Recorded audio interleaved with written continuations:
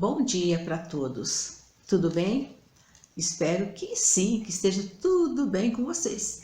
Embora as lutas continuem, as dificuldades, creio que todos nós, cada um tem a sua luta, tem a sua dificuldade, não é mesmo? Mas nós estamos aqui, pela graça e pela misericórdia de Deus. Eu gostaria de orar com vocês antes de nós começarmos o nosso estudo. Vamos orar? Pai, eu quero te agradecer por mais esse dia, por mais esta oportunidade que o Senhor concede a mim e a todos quanto neste momento ou mais tarde estará ouvindo esta palavra. Que não seja minha palavra, mas que seja a palavra do Senhor. Que os nossos corações possam se encher de graça, de amor, ao ouvirmos, ao estudarmos a tua santa palavra. Que o Senhor esteja conosco neste momento.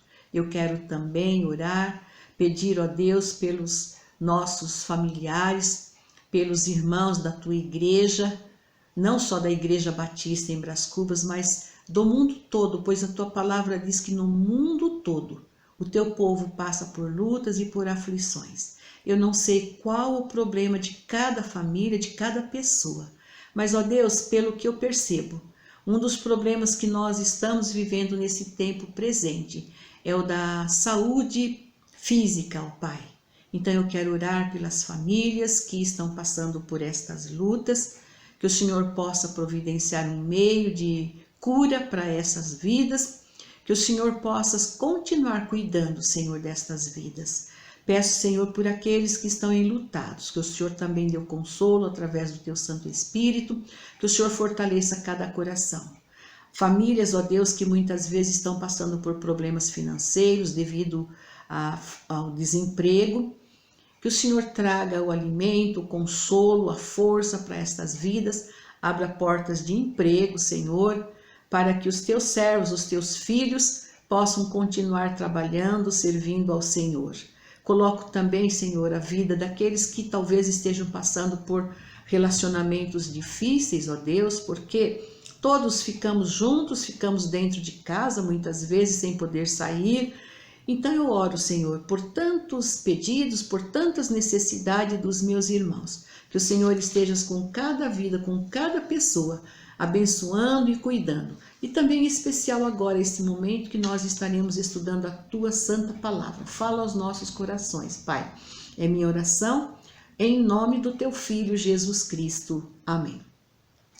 Muito bem, vocês já me conhecem, eu sou a Tereza Brás, sou membro da Igreja Batista em Brás Cubas e sou professora desta classe, a classe Boas Novas, e nós estamos estudando o Evangelho de Mateus. Nós já vimos na semana passada, nos estudos passados, algumas parábolas, e hoje nós vamos continuar estudando no capítulo 3, dos versículos 24 a 30, a parábola do trigo e do joio. É uma parábola muito conhecida, mas é uma palavra que ela ilustra em dois aspectos o reino dos céus. O trigo e o joio são os dois aspectos. Então, o trigo, ele representa os verdadeiros cristãos. Se você é um verdadeiro cristão, não apenas de lábios, você é o trigo.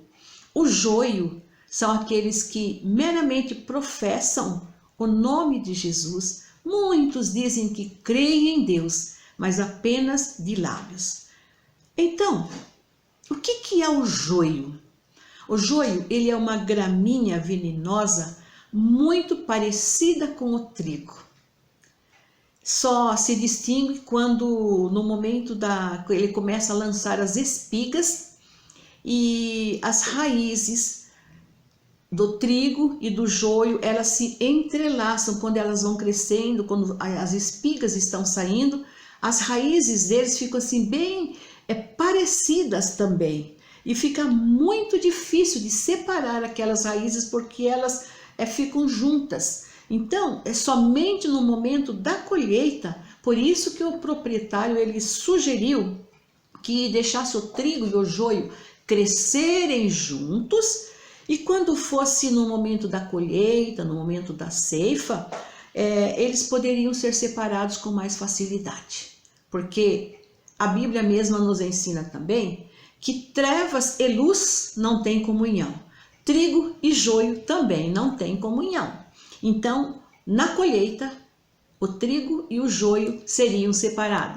Com essa parábola, Jesus ensinou aos seus discípulos e a nós também que esta é a fase atual do reino. Nós estamos todos juntos aqui nesse mundo, aqui na terra, mas no segundo advento de Cristo, os anjos ajuntarão no seu reino todos os que servem de tropeço e causam escândalos. Ou melhor, eles serão separados, eles praticam a iniquidade.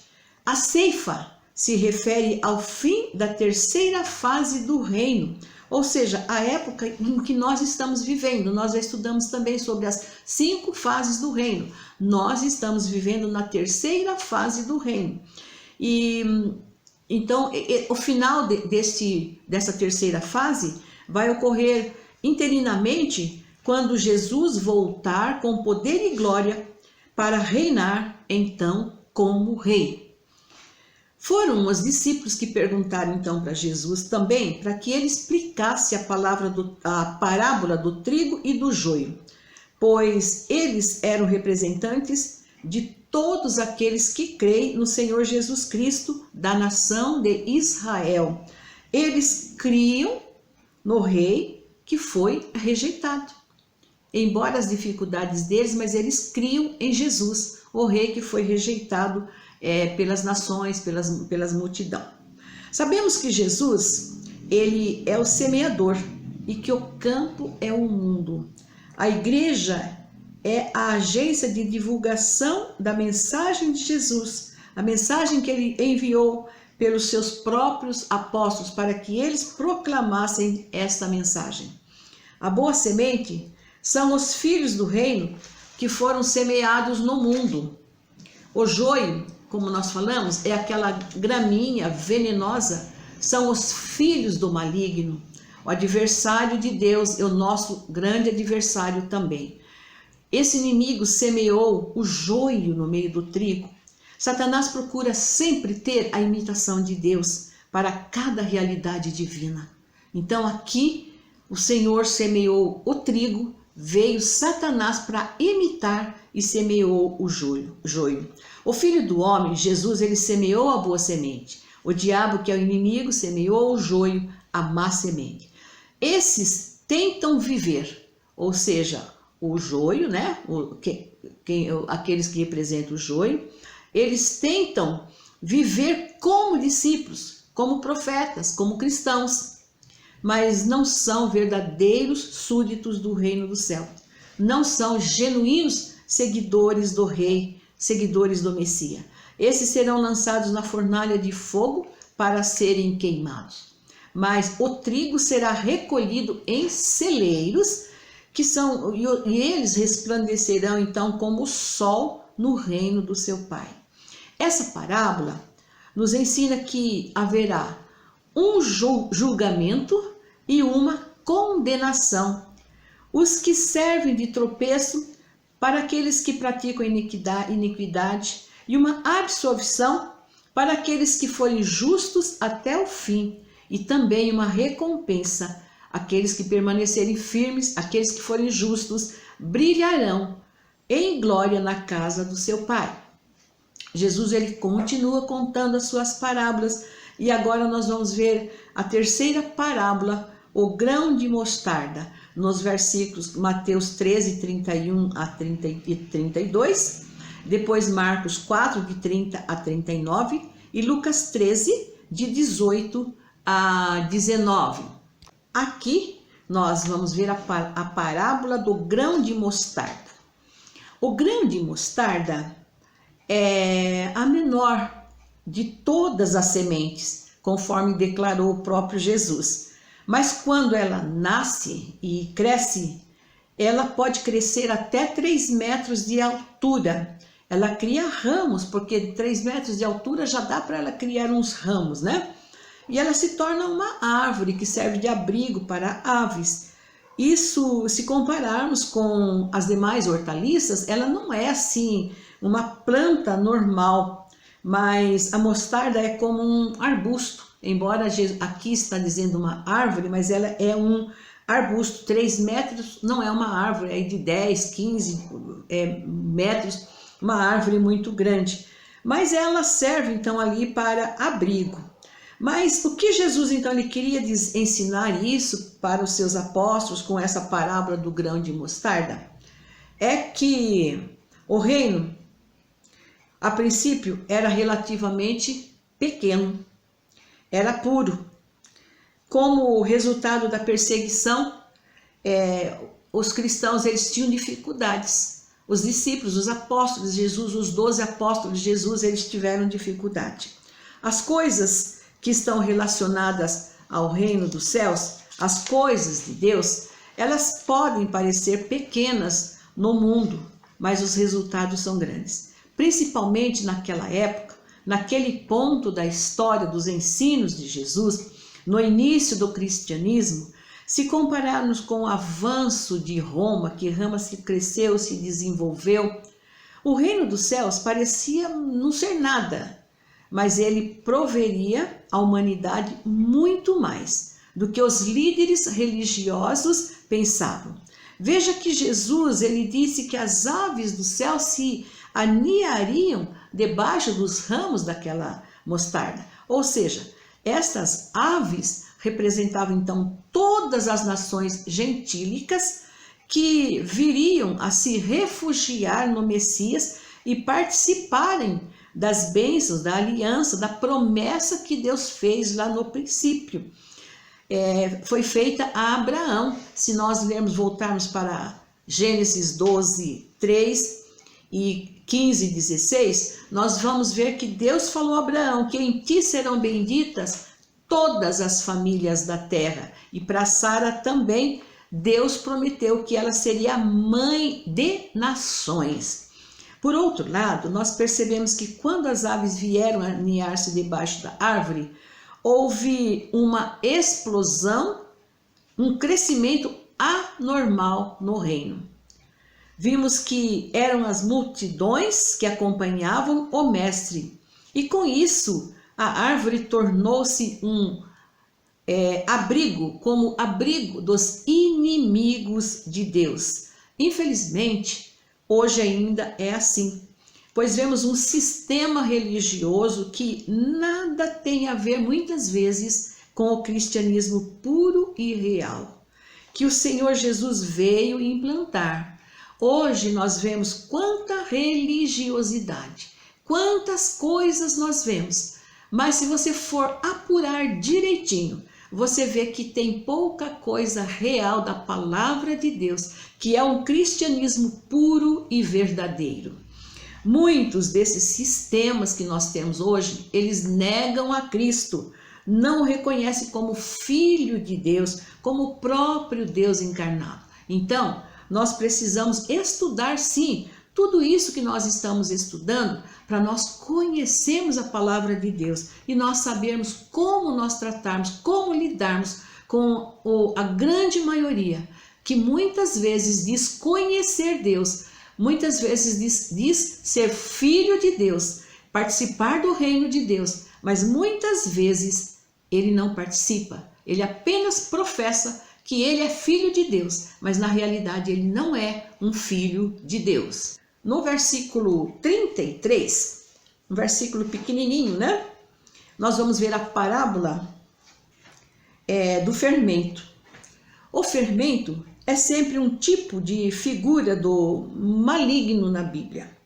Em 1 Coríntios 5, 6 e 8, Paulo ali em Coríntios, ele define que o fermento como sendo a malícia e também a maldade. Então o fermento não é símbolo de coisas boas na Bíblia. Em Gálatas 5, 9, Paulo mostra que o fermento significa ensinamento falso da palavra de Deus, como nós falamos há pouco.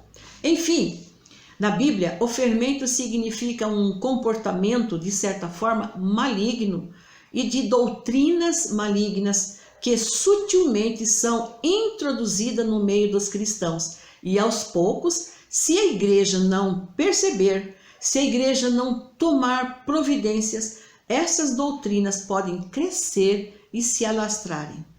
Veja que a mulher, símbolo da falsa profetisa, pegou o fermento, que é uma doutrina maligna, e misturou com 3 medidas de farinha. A farinha, na época e até hoje, né, ela representava o alimento do povo. A farinha é que eles faziam os pães. E o alimento do povo, hoje ou naquela época, deveria ser a palavra de Deus, a Bíblia. E vemos quanto o povo tem adulterado a palavra de Deus, oferecendo alimento fermentado para o povo, para as multidões de hoje. Naquela época era multidões, Mateus fala, né? Multidões que seguiam a Jesus. Hoje nós temos multidão também, multidões que seguem falsas doutrinas, doutrinas fermentadas. Assim, essa parábola mostra o caráter interno que ocorreria no reino dos céus. Aí nós vemos a outra parábola, no versículo 44, a do tesouro escondido. O reino dos céus é semelhante a um tesouro escondido no campo que um homem, ao descobri-lo, esconde. Então, movido de alegria, de prazer, ele vai, vende tudo o que tem e compra aquele campo. Jesus, por meio desta parábola, tornou conhecidas as coisas escondidas e ocultas do reino dos céus aos seus apóstolos. Nós estudamos em Mateus 13, 11, que ele disse para os seus discípulos: a vós é dado conhecer os mistérios do reino dos céus. Embora muitas coisas permaneçam encobertas para muitas pessoas, essa parábola nos ensina que o reino dos céus é de um valor incalculável, que o homem deveria buscá-lo acima de tudo.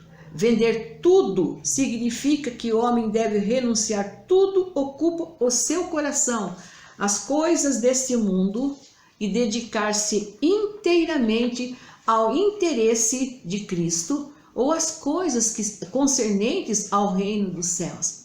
O homem descrito na parábola é o Senhor Jesus. Sabemos que Israel é o seu tesouro peculiar, conforme nós lemos lá em Êxodo 19, que Jesus, lá está escrito que Israel era a possessão peculiar de Deus. Salmo 135, 4 diz que o Senhor escolheu Israel como seu tesouro peculiar.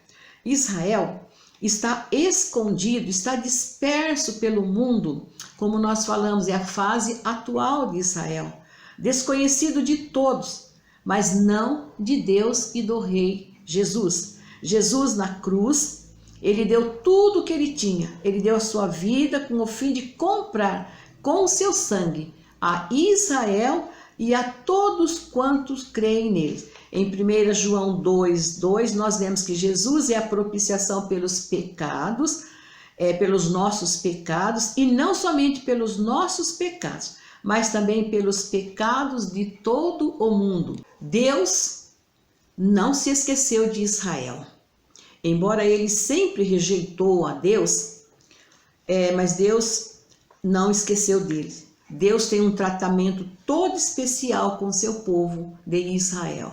E com todos nós, como Deus é maravilhoso, como Deus tem um tratamento especial conosco. A sexta parábola está em Mateus 13, 45 e 46. É a parábola da pérola. Podemos pensar que o negociante que buscava boas pérolas é o Senhor Jesus Cristo. Essas boas pérolas são cada cristão verdadeiro, cada cristão que procura buscar a Jesus, buscar a Deus.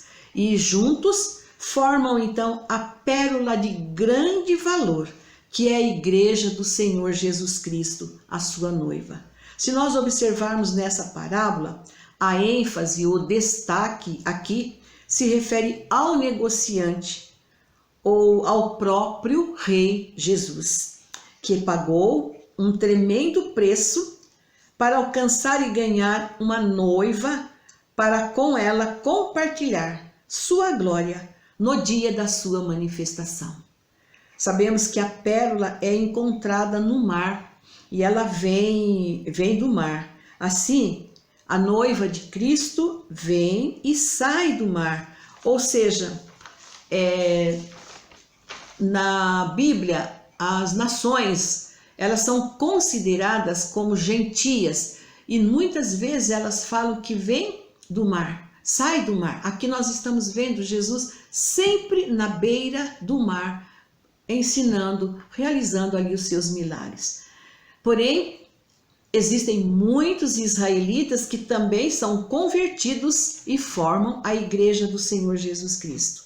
Vemos também nessa parábola como o reino, como vimos também na parábola do tesouro, que o negociante ele vendeu tudo quanto ele tinha para possuir, para comprar a pérola de grande valor.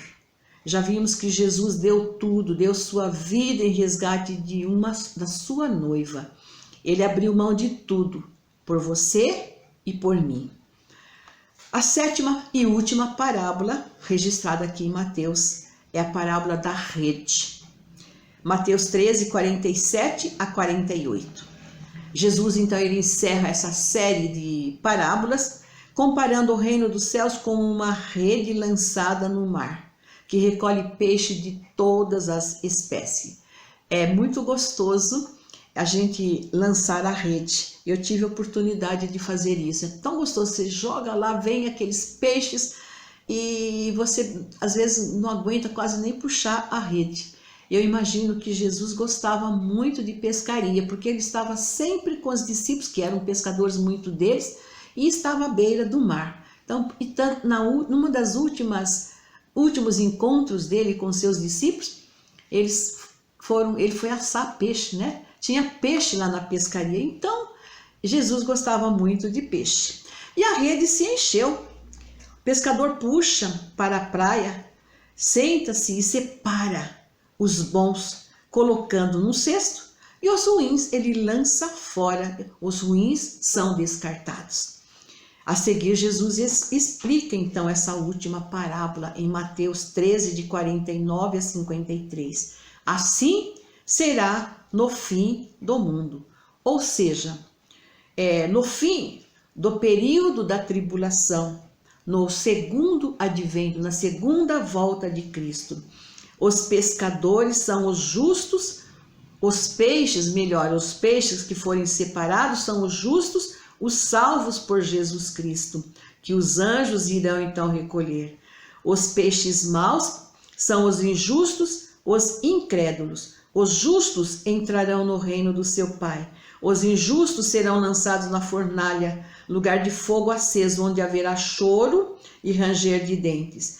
Esse ainda não é o julgamento final, que acontecerá no término do milênio, no capítulo 20 de Apocalipse, de 7 a 15, nós podemos encontrar sobre esse julgamento que Jesus está falando aqui. Ele acontecerá no início do milênio. Fica claro que haverá uma separação, como já estudamos na parábola do trigo e do joio. Agora nós vamos ver em Mateus 13, de 51 a 53, o melhor tesouro. Jesus, ao terminar o ensino das parábolas, ele perguntou para os seus discípulos, os seus alunos: vocês entenderam todas estas coisas? Eles disseram: sim, Senhor, nós entendemos. Que privilégio para os apóstolos estarem ao pé do mestre, ao pé do rei, aprendendo com ele.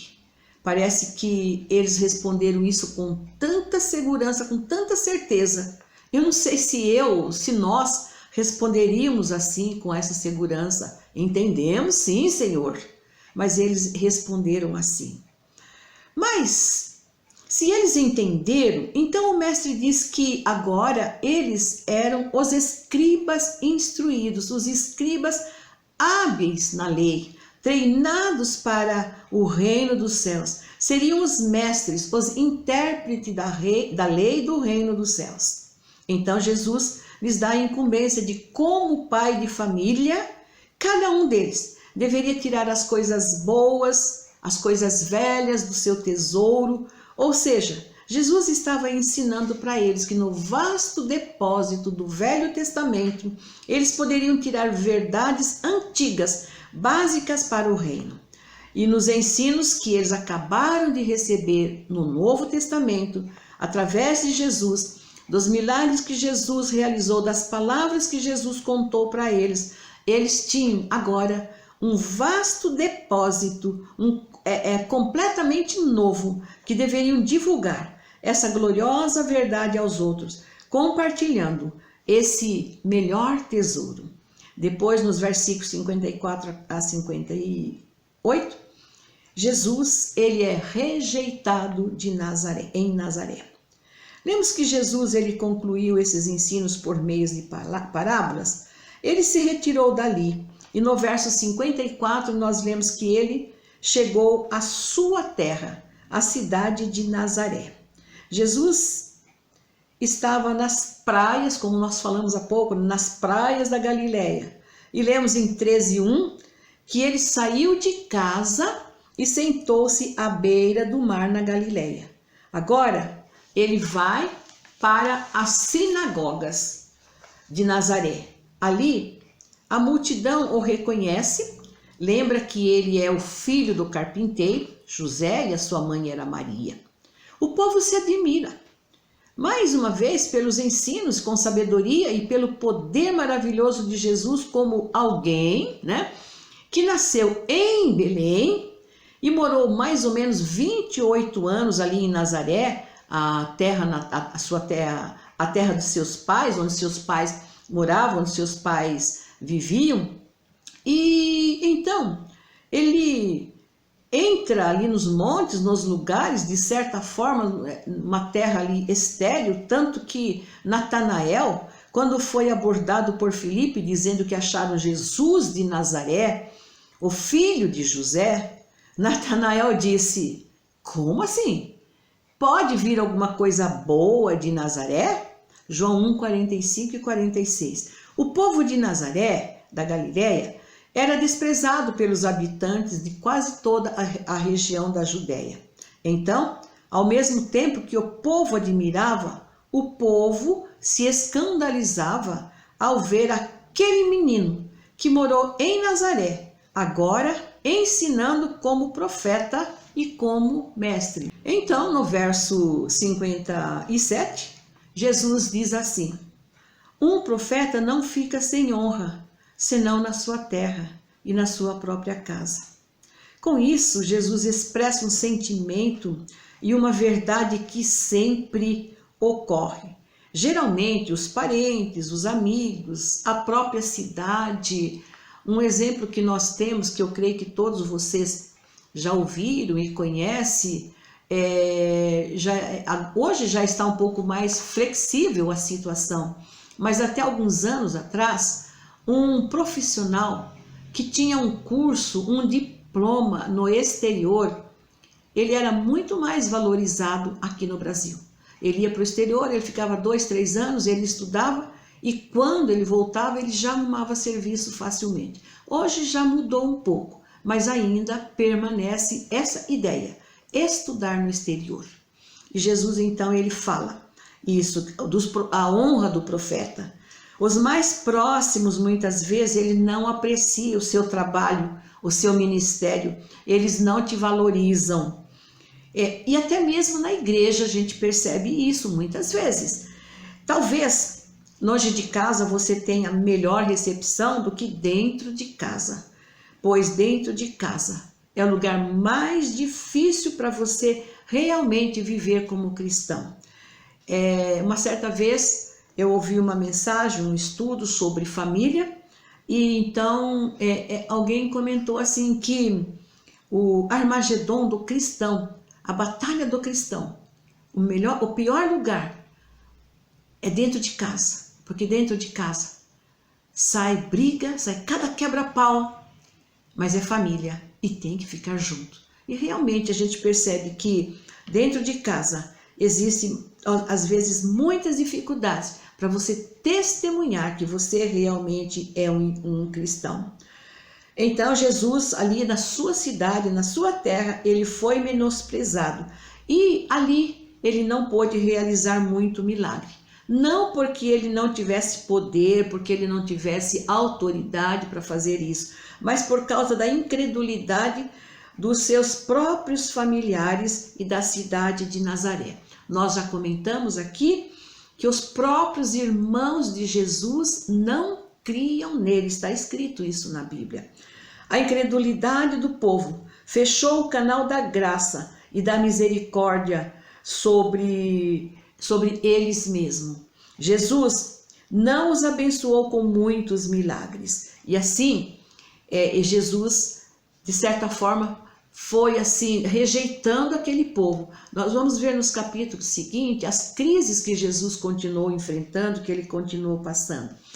Mas nós estamos aqui. Nós estamos estudando este Evangelho de Mateus, que nós possamos nos fortalecer e não rejeitarmos a Jesus, que nós possamos sempre valorizar Jesus na nossa vida. Que Deus nos abençoe e no próximo domingo nós continuaremos. Um bom domingo para todos.